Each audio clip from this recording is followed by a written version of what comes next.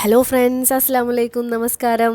Welcome back to Nora's kitchen magic. ഇന്ന് ഞാൻ വന്നിട്ടുള്ളത് ഒരു ക്യൂട്ടായിട്ടുള്ളൊരു തീം കേക്ക് ആയിട്ടാണ്. Hello Kitty theme cake.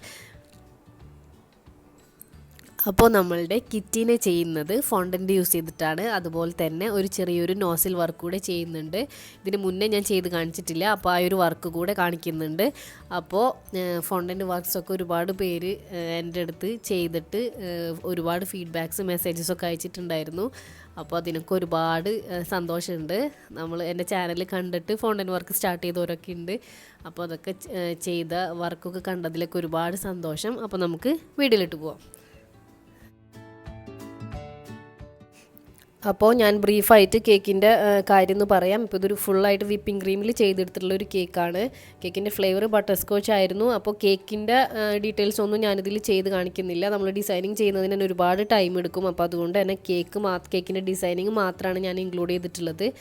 അപ്പോൾ നമ്മൾ ഐസിങ് ചെയ്തിട്ട് ടോപ്പിലുള്ള ഡെക്കറേഷനും അതുപോലെ തന്നെ നമ്മളുടെ കിറ്റിനെയും അതിൻ്റെ ടോപ്പിലുള്ള ഡെക്കറേഷൻസ് ചെയ്യുന്നതൊക്കെയാണ് ഞാനിതിൽ ഇൻക്ലൂഡ് ചെയ്തിട്ടുള്ളത്. അപ്പോൾ ആദ്യം തന്നെ നമുക്ക് കിറ്റീനെ റെഡിയാക്കി എടുക്കാം.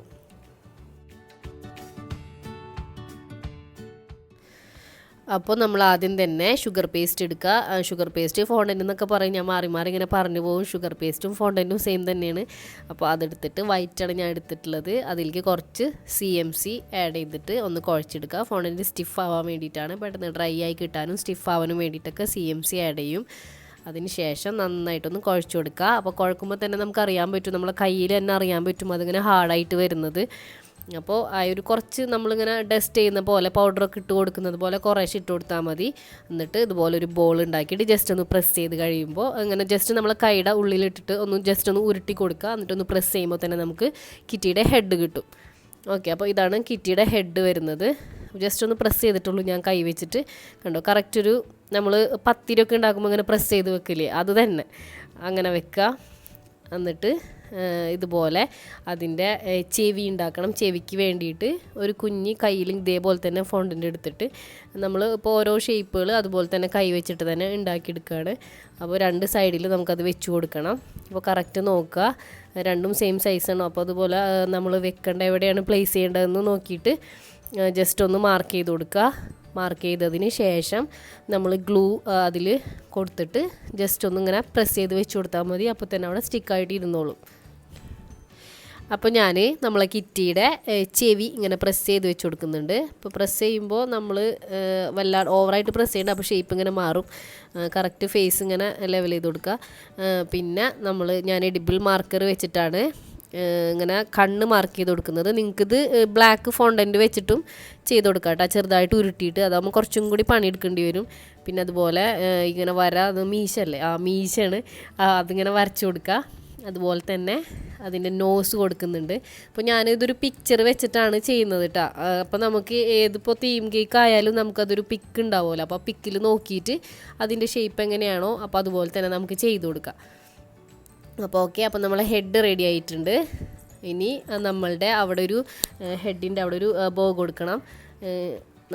ഒരു ചെവിമലാണത് വരിക.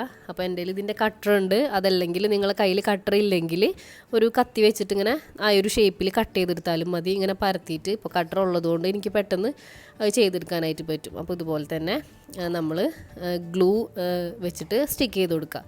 അപ്പോൾ ഏത് ഭാഗത്താണ് വെക്കേണ്ടതെന്ന് നോക്കിയിട്ട് ഒന്ന് ഗ്ലൂ വെച്ചിട്ട് നമുക്കൊന്ന് സ്റ്റിക്ക് ചെയ്ത് കൊടുക്കാം. അപ്പോൾ ഹെഡ് റെഡി ആയിട്ടുണ്ട്. നല്ല ക്യൂട്ടായിട്ടില്ലേ കാണാനായിട്ട്.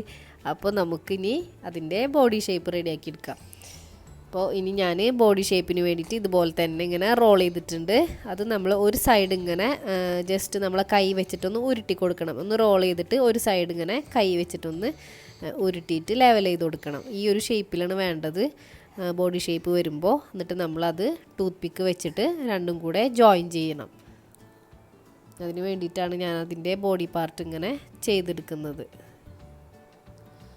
അപ്പോൾ ഓക്കെ, ഷേപ്പ് ഏകദേശം റെഡി ആയിട്ടുണ്ട്. എന്നിട്ട് ജസ്റ്റ് ഒന്നിങ്ങനെ പ്രസ് ചെയ്ത് കൊടുക്കാം. അപ്പോൾ പല ടൈപ്പിൽ കാണാറുണ്ട് ബോഡി ഷേപ്പ്. അപ്പോൾ നമുക്ക് കിട്ടണ പിക്ചർ ഞാൻ പറഞ്ഞില്ലേ, നമുക്ക് കിട്ടണ പിക്ചറിൻ്റെ ബേസിലാണ് നമ്മൾ ചെയ്യുക. അപ്പോൾ ഏത് ടൈപ്പ് വേണമെങ്കിലും നമുക്ക് ചെയ്യാം. അപ്പോൾ എനിക്ക് കിട്ടിയിട്ടുള്ളൊരു റെഫറൻസ് പിക്ക് വെച്ചിട്ടാണ് ഞാൻ ഈ ഒരു കിറ്റിയുടെ ഷേപ്പ് ഞാൻ ചെയ്യുന്നത്. എന്നിട്ട് അതുപോലെ തന്നെ നമ്മൾ ജോയിൻ ചെയ്യാണ്. ഇതുപോലെ ഒരു നീളമുള്ളൊരു സ്ക്യൂവർ എടുത്തിട്ട് നമുക്കത് ബോഡി ഹെഡും കൂടി ഒന്ന് ജോയിൻ ചെയ്തെടുക്കാം. അപ്പോൾ ഓക്കെ, ജസ്റ്റ് ഒന്നിങ്ങനെ വെച്ച് കൊടുത്താൽ മതി. വെച്ചിട്ടൊന്ന് സൈഡും ഒക്കെ ഒന്ന് പ്രസ് ചെയ്ത് കൊടുക്കണം. അപ്പോൾ കറക്റ്റായിട്ട് അത് ജോയിൻ്റ് ചെയ്തിരുന്നോളും.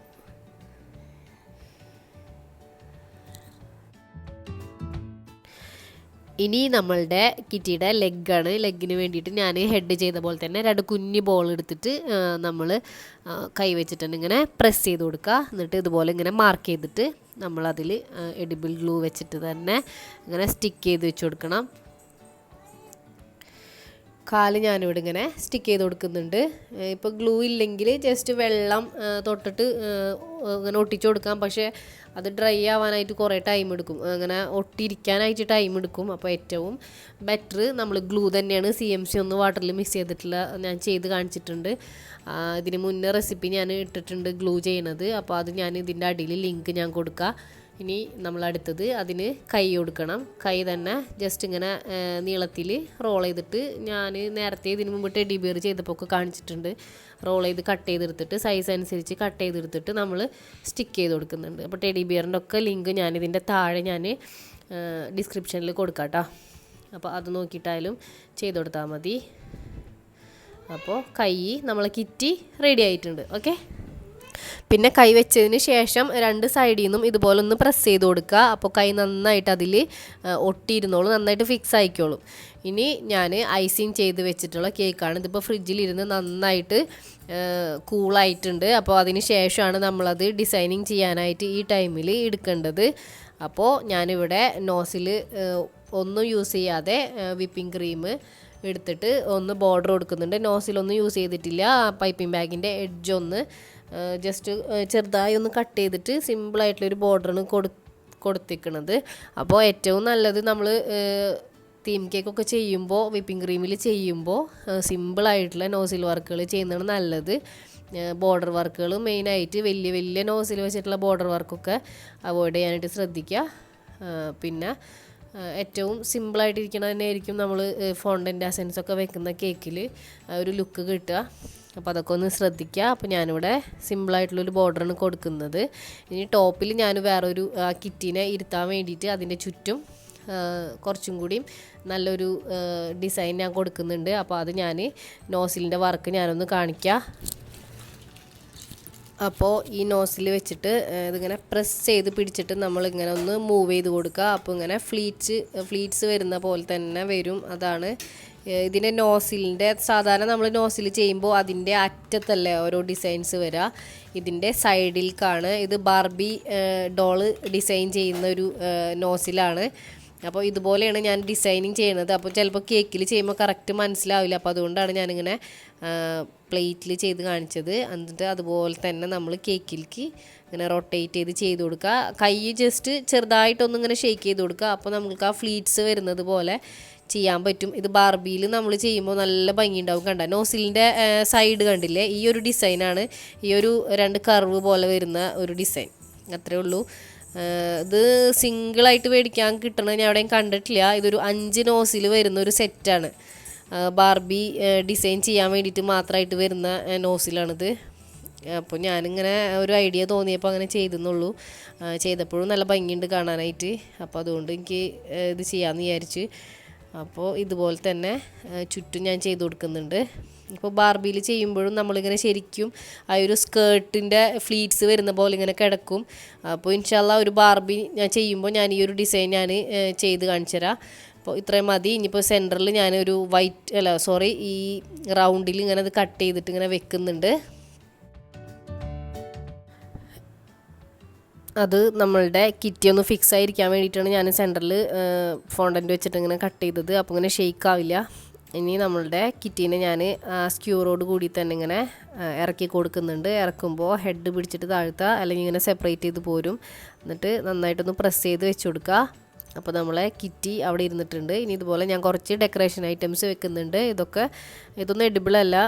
എന്നാലും ഞാനിത് കട്ട് ചെയ്തിട്ട് വെച്ചതാണ്, മേടിച്ചതൊന്നുമല്ല. ഈ ബോ ഒക്കെ ചെയ്തതും ഹാർട്ട് ഷേപ്പും ഒക്കെ ചെയ്തത് നമ്മളുടെ ഗ്ലിറ്ററിങ് പേപ്പർ മേടിച്ചിട്ട് കട്ട് ചെയ്തിട്ടുള്ളതാണ്. ഹാപ്പി ബർത്ത്ഡേയുടെ ടോപ്പറാണ് മേടിച്ചിട്ടുള്ളത്. അപ്പോൾ ഈ ഒരു ഡിസൈൻ എല്ലാവർക്കും ഇഷ്ടമായി എന്ന് വിചാരിക്കുന്നു.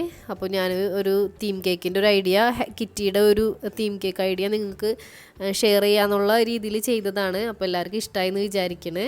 ഇനി ഞാൻ അടിയിൽ വൈറ്റ് കൊടുത്തിട്ടുള്ളത് വിപ്പിംഗ് ക്രീം തന്നെയാണ്. ഞാൻ ഫസ്റ്റ് നോസിൽ വർക്ക് ചെയ്തില്ലേ റോസ് വെച്ചിട്ട്, അപ്പോൾ അതുപോലെ തന്നെ വൈറ്റ് വെച്ചിട്ട് കൊടുത്തിട്ട് ഒന്നിങ്ങനെ ഡോട്ട് ഇട്ട് കൊടുത്ത്, അത്രയേ ഉള്ളൂ.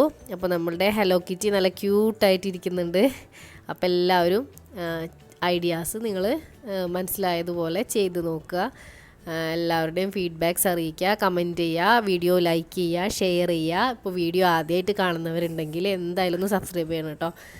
എന്നിട്ട് ഷെയർ ചെയ്യുക, മാക്സിമം സപ്പോർട്ട് ചെയ്യുക. അപ്പോൾ എല്ലാവർക്കും താങ്ക്സ് ഫോർ വാച്ചിങ്.